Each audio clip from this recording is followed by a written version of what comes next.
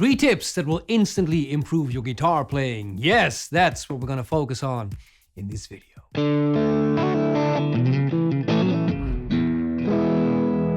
Now let's say you're gonna play a bit of simple rhythm guitar, E, A, B7. What would most people play?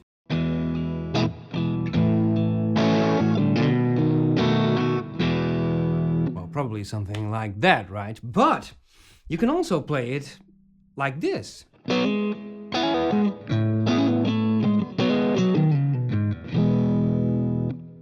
Sounds totally different and very complex, but those were the same 3 chords.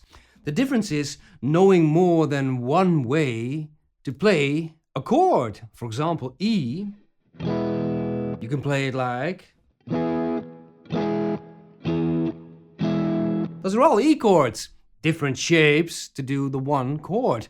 And all those different shapes have their own unique tone. Now before you say, well, okay, oh my God, do I have to learn all those different shapes just for one chord? It's actually very simple. Here's the secret. When you look at the simple open chords, there are only 5 major chords you can play, right?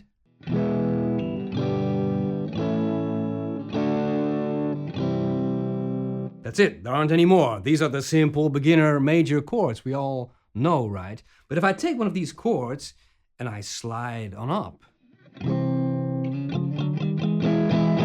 Hey, there we go. That's a second way of playing the E chord. Might add a little bar. Now I know 2 ways of doing the E chord. How about the D? Slide up. There we go. That's 3. A. At the bar maybe. 4 ways of doing the E chord. Finally, the G. How's that? Slide up. There we go. Now I know 5 different ways of playing the E chord. Gives me tons of variety and different choices. And I know the shapes because, hey, these are all simple chords. It's just a matter of knowing where to play them on the fretboard. Now that's major chords, but how about minor chords? Well, again, the same idea applies. Let's take a look at the easiest beginner minor chords we have. You'll find there are only 3.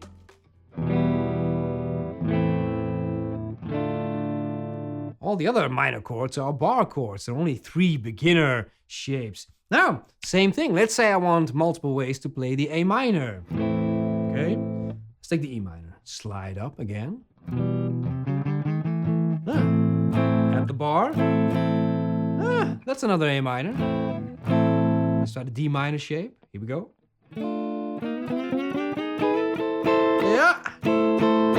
A minor, A minor, A minor. So knowing all these different shapes for minor as well as major, now you have all the possibilities. You've opened up the whole fretboard. But that also brings us to tip number 2. Now, knowing different shapes to do one chord is one thing, and it's a great thing if you know that. But it's another thing altogether to know which shape to play when.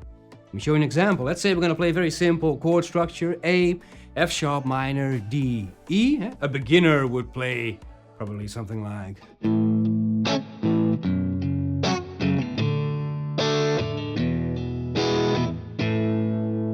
If you know the different shapes, you can open up all the possibilities on the fretboard, right? But just knowing different shapes to do one chord doesn't guarantee a great result. Let me show you. Let's say I play it like this.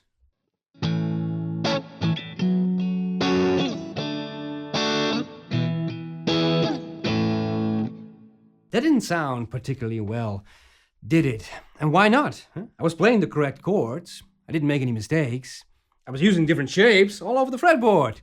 But the thing is, if I go from one chord to another, and the other chord or shape is far away, I can do that once, but if I do that all the time, that's just gonna sound horrible. The thing is, as a general rule, you want to play the shape that you're closest to on the fretboard. So if I'm gonna start with A here, and the next chord is F sharp minor, what's my closest F sharp minor? It's that. Next chord, D. What's my closest D? It's not this one. No. It's this one. So I always choose, as a rule, not always, the chord shape that I'm closest to.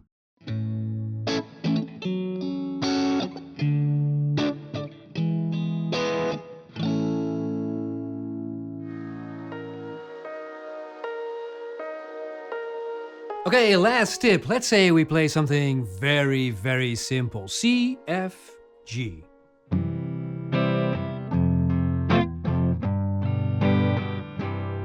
Hopefully, after watching this video, you also will be able to play it somewhere else on the fretboard.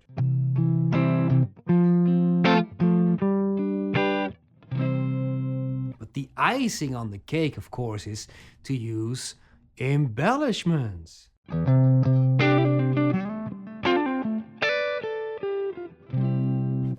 Now that looked very complicated, but still, the bare bone structure was still C, F, and G, only I added all these extra bells and whistles to it. Now before you say that's undoable, remember, there are only 5 general major shapes, and also only 3 minor ones. The key is to know which embellishment works with which shape. Example, let's take the E chord. If I know I'm going to play the E chord like this, I know all my embellishments beforehand. It's all pinky finger here. Let's take another E chord. Let's take this one. I'm going to play the E like this. I already know beforehand. I got my embellishment right here. Let's do another one. Let's take the C shape. Use it as an E chord. Here we are. If I play it like this, embellishment, pinky finger. So for each of the 5 shapes, I know already my embellishment. I don't have to remember an infinite amount of embellishments, only for each of the 5 major shapes, as well as for the 3 minor shapes. And if you know that, then your guitar playing can transform from simple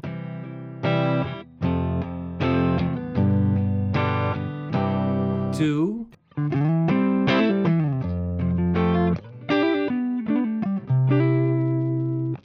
awesome. Okay, let's do a little recap. What were the 3 tips? Number 1, know different shapes to play one chord. Don't just play that one chord the same way each and every time. A chord. It's nice to have all those different choices.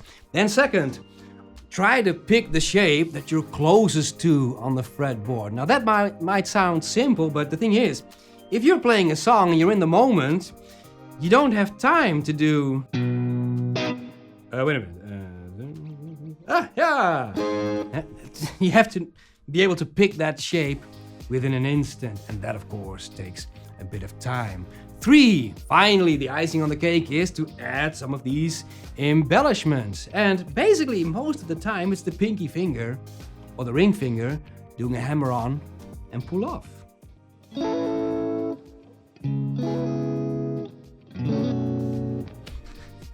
It sounds so easy when I say it like that, but of course, this also took me years and years to master.